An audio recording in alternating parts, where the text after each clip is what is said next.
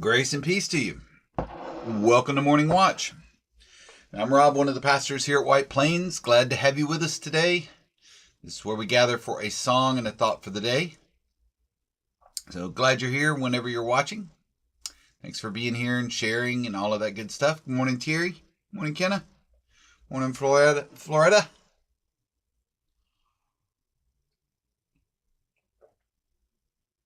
And good morning to you whenever you're watching. Thanks for being here.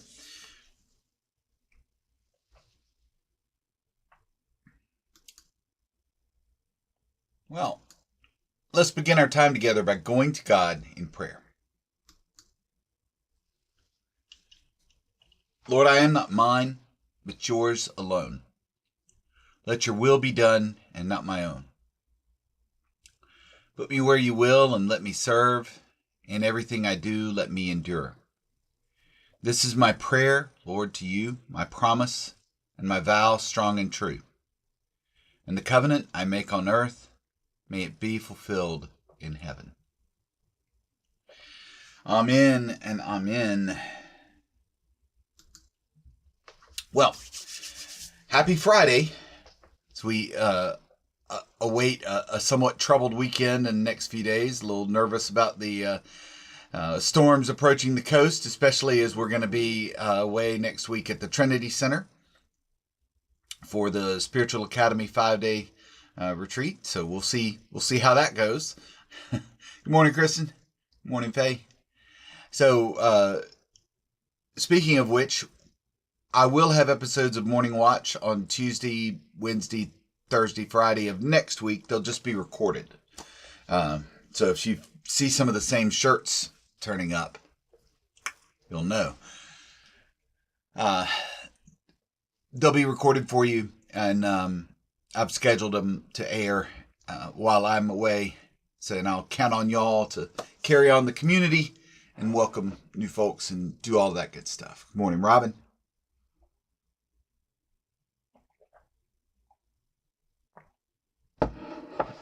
Well, here's a song that I thought fit because of the devotional for today. The question for today from John Wesley's 21 Historic Questions in the Wesley Challenge is, am I proud? Am I proud? The question deals with our place in the universe and our place where we think of ourselves in relation to God and in relation to others. And this is one of my favorite songs. In fact, I think it was Be Thou My Vision was the very first song I ever did on Morning Watch. But this might have been second.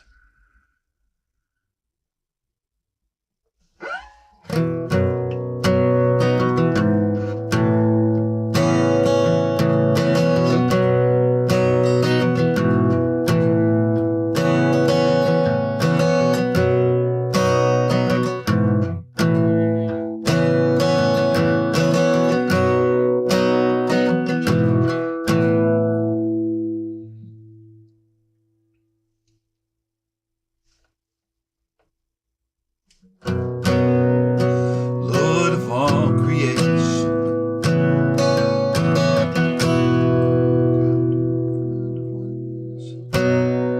Lord of all creation, there's the key. Water, earth, and sky. The heavens are your tabernacle. Glory to the Lord on high. God of wonders beyond our galaxy. You are holy,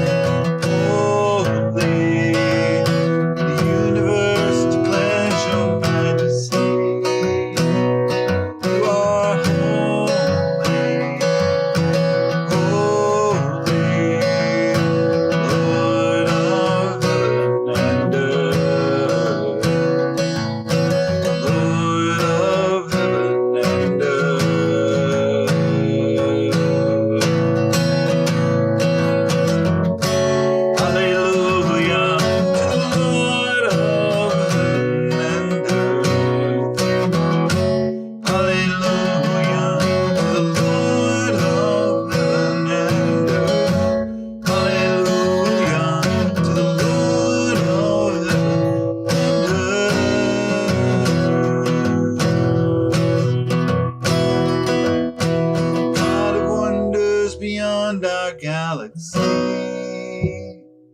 You are holy, holy. The universe declares your majesty. You are holy, precious Lord, reveal your heart to me. Father, hold me, God of wonders beyond our galaxy. You are holy, holy.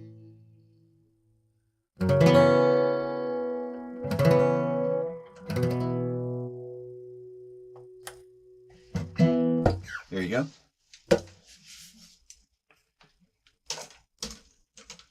Morning, Lee.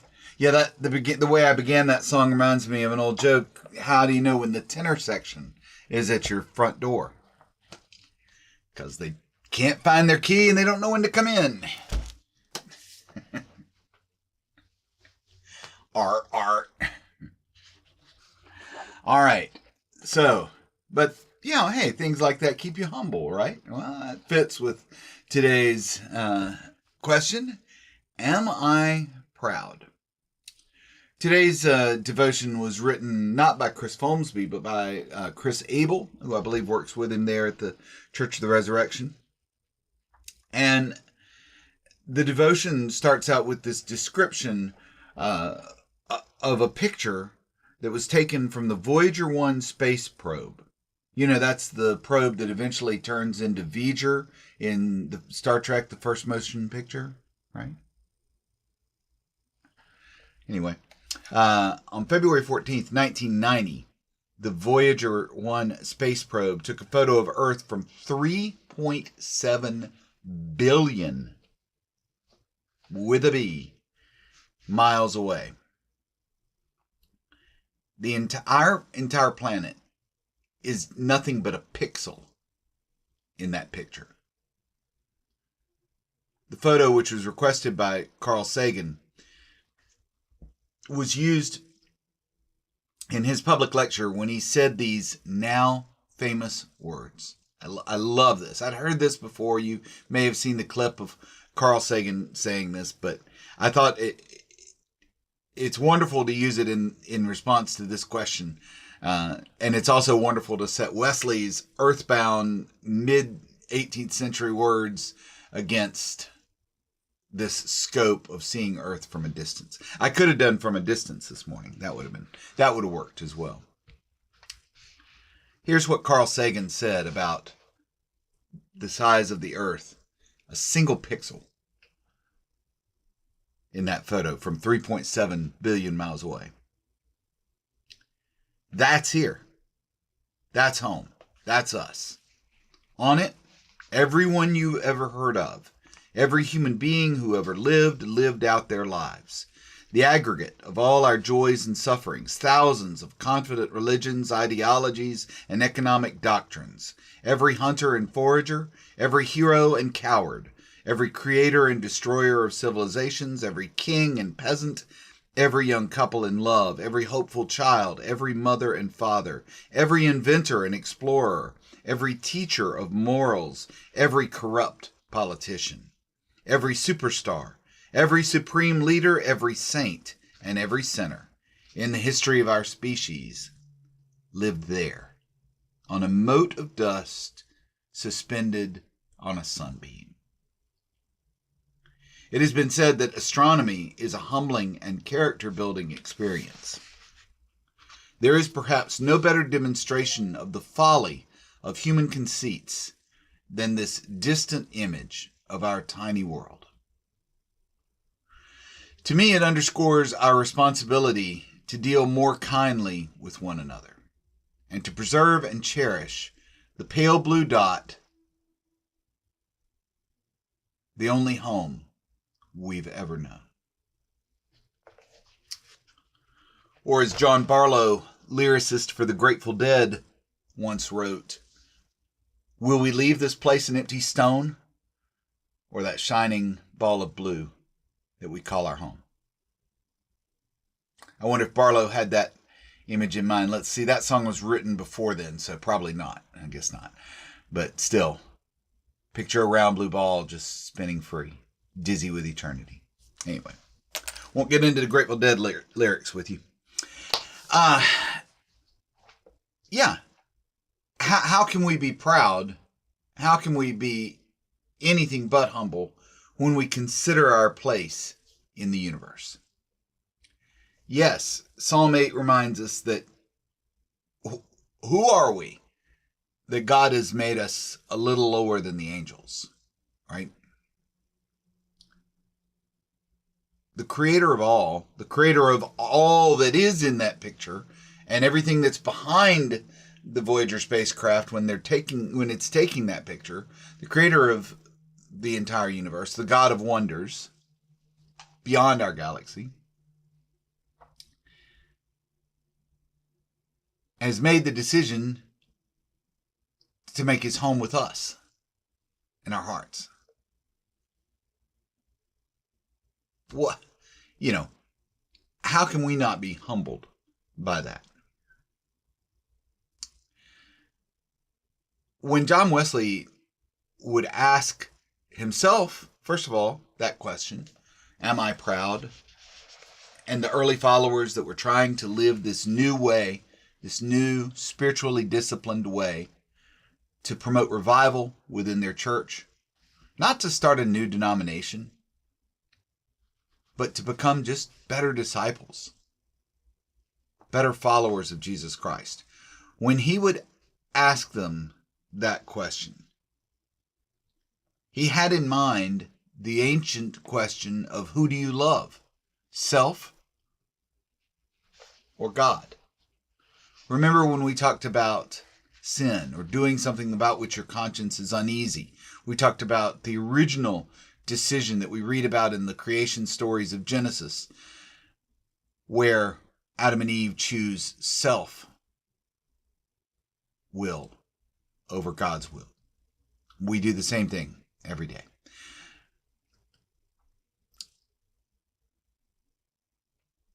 A writer once said, the greatest truth about the story of Adam and Eve is not whether or not it happened, literally, but that it happens. That it reflects the truth of what happens with us every day.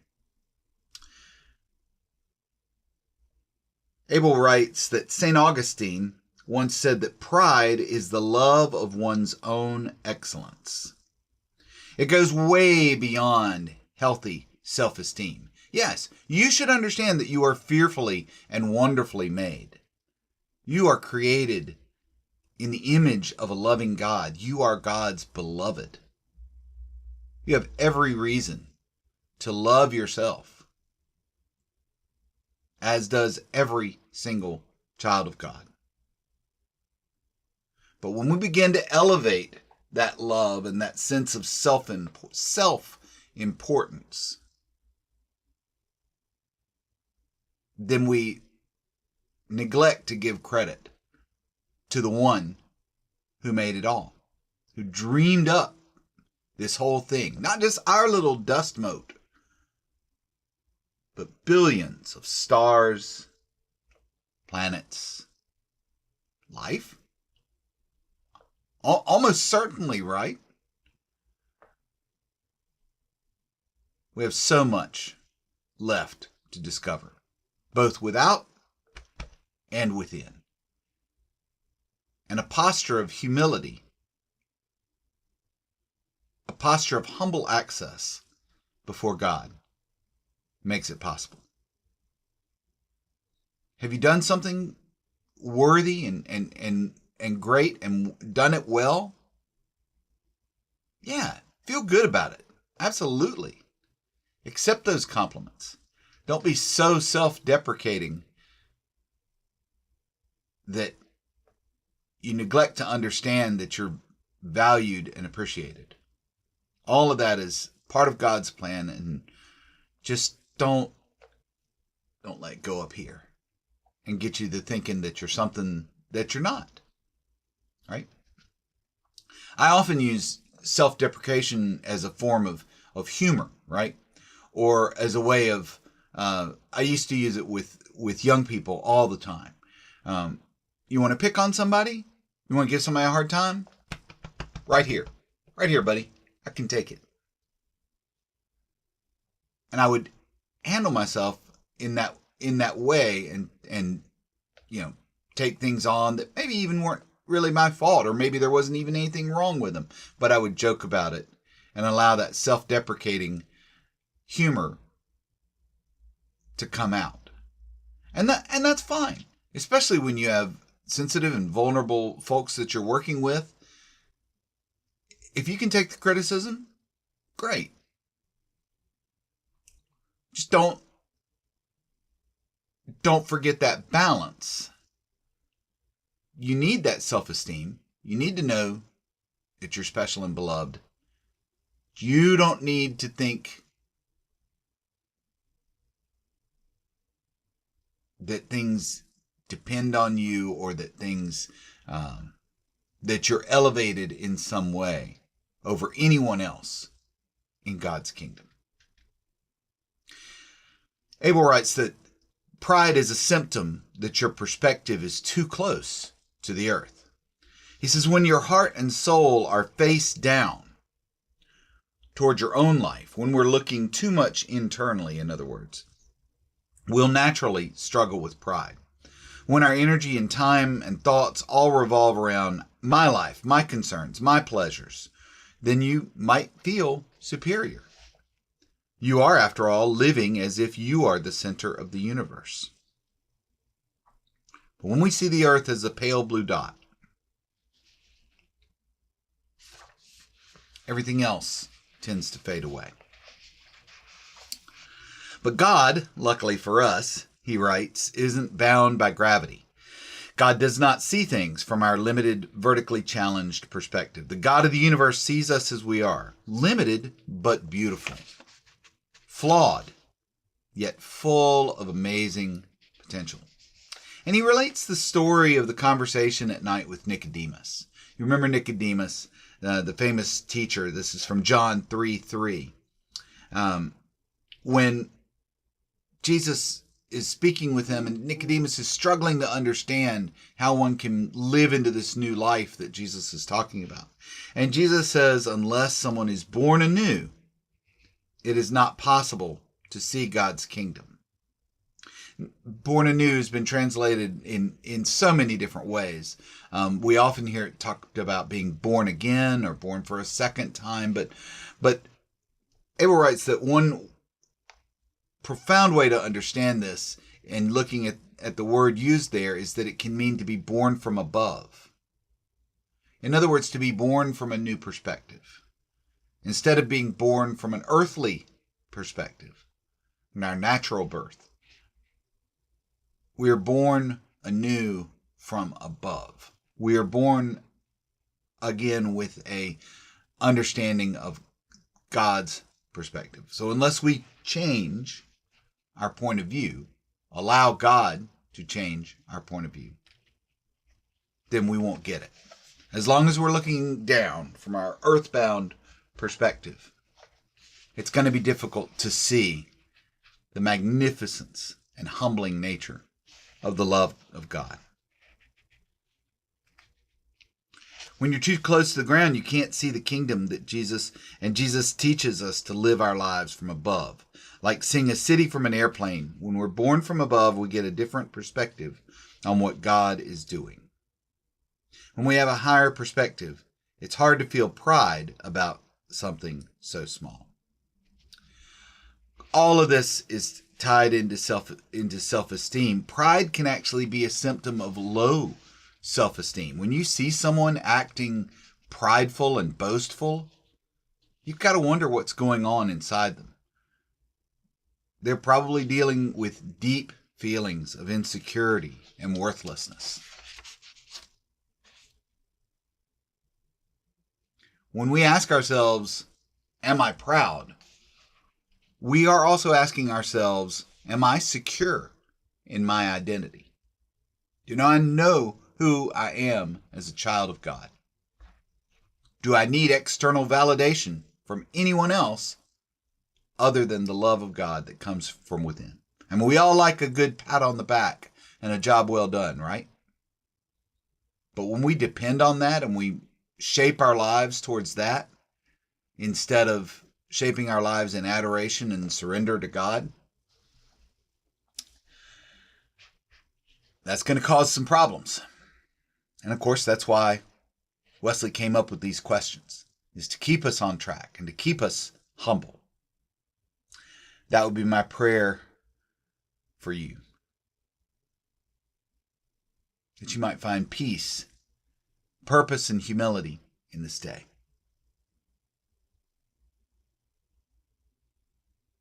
These two things are equally true. We're just a speck in a massive universe, but we're also beautifully and wonderfully made. Hold those in balance. Rabbi Simcha Bunim, I wanted to include this one last thing. Rabbi Simcha Bunim, who taught hundreds of years ago, was known to have 2 slips of paper on him at all times, one in each pocket. On the first piece of paper, he wrote, "For my sake, the world was created."